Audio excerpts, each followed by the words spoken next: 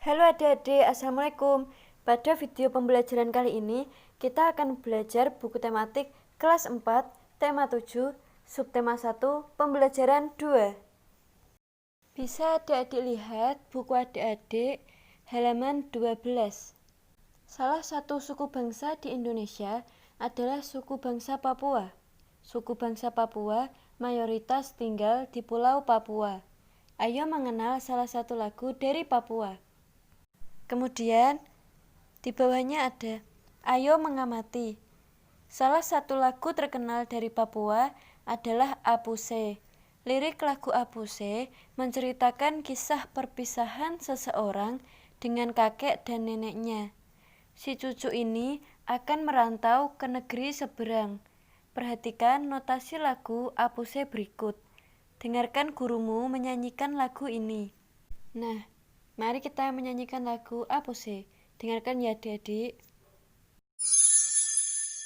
Apuse kokondao yarabe sorendoeri wufleso baninema bagi pase. Apuse kokondao yarabe sorendoeri wufleso baninema bagi pase. Arafabie aswaragwa Arafabie aswaragwa. Nah, tadi kan sudah kakak kasih lagu Apuse. Sekarang, ayo bernyanyi. Bapak atau ibu gurumu telah memberi contoh menyanyikan lagu Apuse. Tadi juga sudah kakak kasih contoh lagunya kan? Nah, kemudian cobalah menyanyikan bersama teman-temanmu. Lalu nyanyikan sendiri secara bergantian. Ayo berdiskusi. Halaman 13. Kamu telah menyanyikan lagu Apuse. Diskusikan jawaban pertanyaan-pertanyaan berikut bersama teman sebangkumu. Pertama, dapatkah kamu rasakan naik turunnya nada pada lagu Apuse? Bisa adik-adik jawab seperti ini. Saya dapat merasakan naik turunnya nada pada lagu Apuse dengan mengacu pada perbedaan posisi not balok pada para nada atau perbedaan angka yang digunakan pada notasi angka. Kemudian, pada bagian mana lagu dinyanyikan dengan nada tinggi? Nomor 2 ini bisa adik-adik lihat sendiri ini. Yang kakak garis bawahi itu dinyanyikan dengan nada tinggi. Nah, itu ada Apuse, C-nya itu ada garis bawahnya, maka yang C itu dibaca dengan nada tinggi.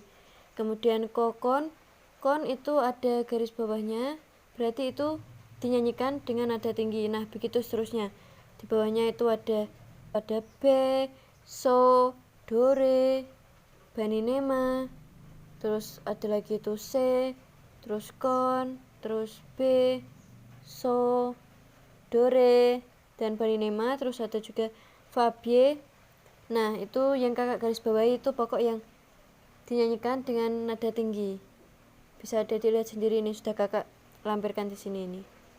Kemudian nomor 3, pada bagian mana lagu dinyanyikan dengan nada rendah? Bagian lagu yang dinyanyikan dengan nada rendah bisa adik-adik lihat sendiri ini. Sudah kakak lampirkan ini. Apu itu dibaca dengan nada rendah, dinyanyikan dengan nada rendah. Yang kakak garis bawahi ini dinyanyikan dengan nada rendah. Itu ada apu, terus ada ko, ada dau, itu kan garis bawahan, berarti itu menyanyikannya dengan nada rendah. Terus juga ada bawahnya itu puflenso, terus ba, terus pase itu dinyanyikan dengan nada rendah. Bisa dilihat sendiri nih ya, sudah kakak lampirkan. Nomor 4, tuliskan syair lagu Apuse, lalu berikan tanda sesuai naik turunnya nada pada setiap suku kata lagu tersebut. Berikan tanda dengan menarik garis naik, rata, atau turun. Contohnya ini bisa adik-adik lihat.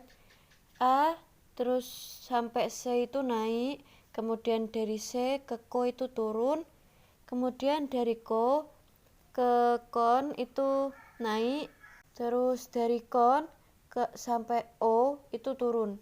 Nah, garis-garis itu disebut garis melodi. Nah, ini syair lagu Apusenya. Sudah kakak perlihatkan ini syair lagunya ini ya. Bisa adik-adik tulis dulu.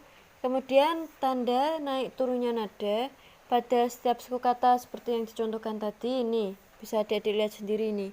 Sudah kakak cantumkan ini ya. Bisa adik-adik tulis. Kemudian ayo bercerita. Ceritakan hasil diskusimu kepada teman-teman sekelasmu. Lakukan pergantian dengan kelompok lain. Siti, Edo, Dayu, dan teman-teman menyanyikan lagu Apuse sambil menggerakkan kaki dan tangan. Mereka melangkah ke kanan, ke kiri, ke depan, lalu ke belakang sambil menggerakkan tangan. Gerakan mereka melibatkan otot kaki dan tangan. Ayo mencoba. Halaman 15. Lakukan kegiatan ini dengan teman sebangkumu. Nomor 1. Siapkan beberapa buah buku. Lalu ajaklah teman sebangkumu untuk bertukar buku.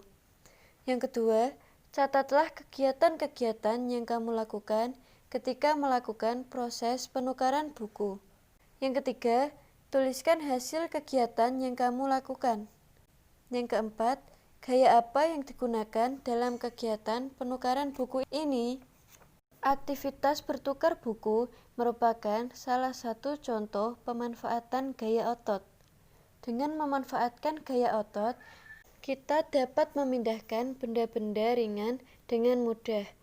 Gaya otot sangat bermanfaat dalam kehidupan sehari-hari.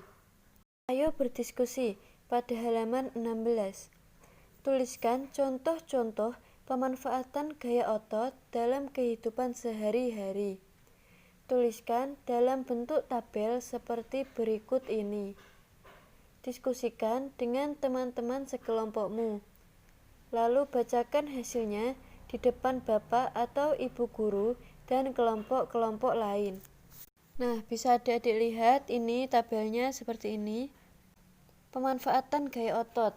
Terus nomor yang pertama misalkan manfaatnya memindahkan benda. Contoh kegiatannya sapi menarik pedati. Nah, misalkan yang kedua menggerakkan sepeda. Contoh kegiatannya bisa mengayuh sepeda lah seperti itu. Kemudian yang ketiga manfaatnya agar daun pintu bisa bergerak membuka.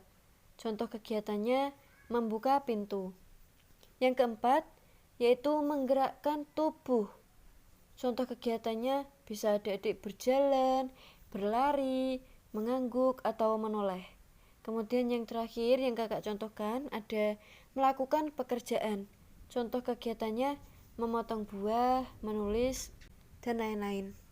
Bersama teman kelompokmu, bacalah lagi teks suku bangsa di Indonesia pada halaman 1.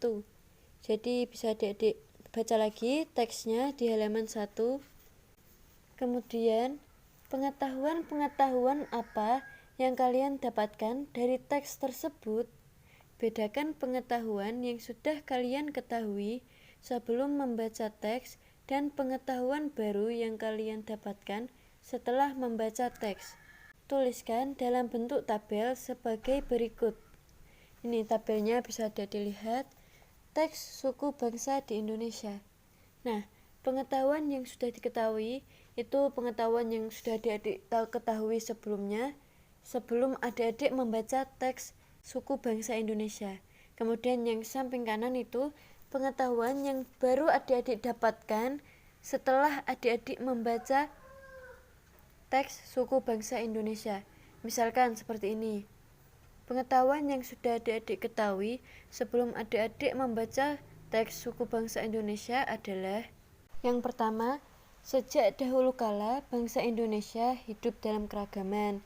Kemudian yang kedua, misalkan pengetahuan yang sudah adik-adik ketahui sebelum membaca teks bangsa suku bangsa di Indonesia ada kalimat Bhinneka Tunggal Ika pada lambang negara Garuda Pancasila bukan cuma slogan. Kemudian ada penduduk Indonesia terdiri atas beragam suku bangsa, agama, bahasa, adat, dan budaya, tetapi semua dapat hidup rukun berdampingan. Kemudian, pengetahuan baru yang didapatkan setelah adik-adik membaca suku bangsa di Indonesia adalah berdasarkan hasil sensus BPS tahun 2010, bangsa Indonesia terdiri atas 1.331 suku. Kemudian berdasarkan sensus itu pula, suku bangsa terbesar adalah suku Jawa yang meliputi 40,2% dari penduduk Indonesia. Yang ketiga, suku Jawa ini merupakan gabungan suku-suku bangsa di Pulau Jawa, yaitu Jawa, Osing, Tengger, Samin, Bawean, Naga, dan suku-suku lainnya.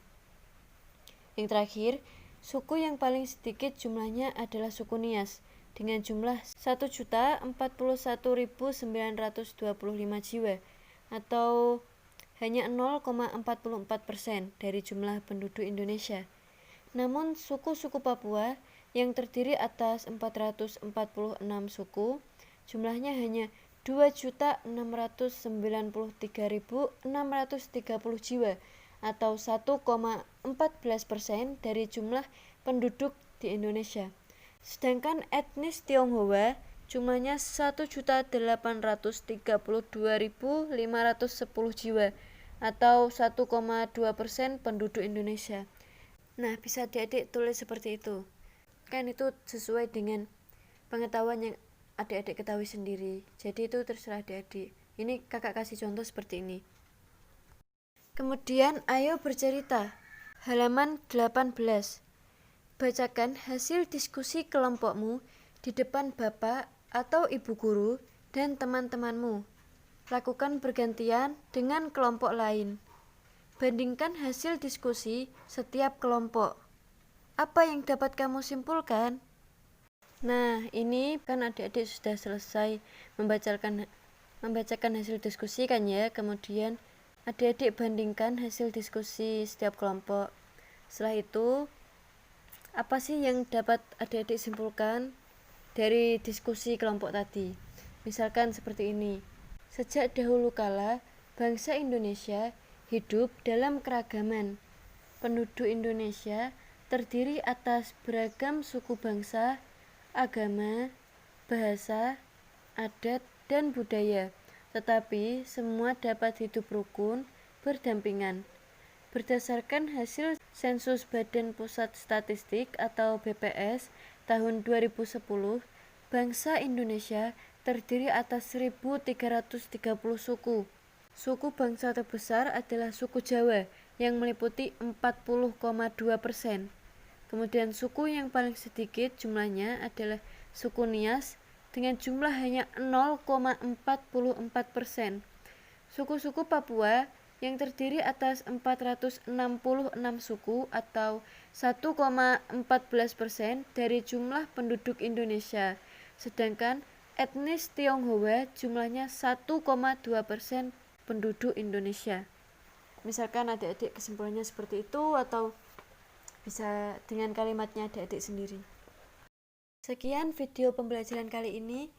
Semoga dapat membantu adik-adik. Jangan lupa klik like dan subscribe.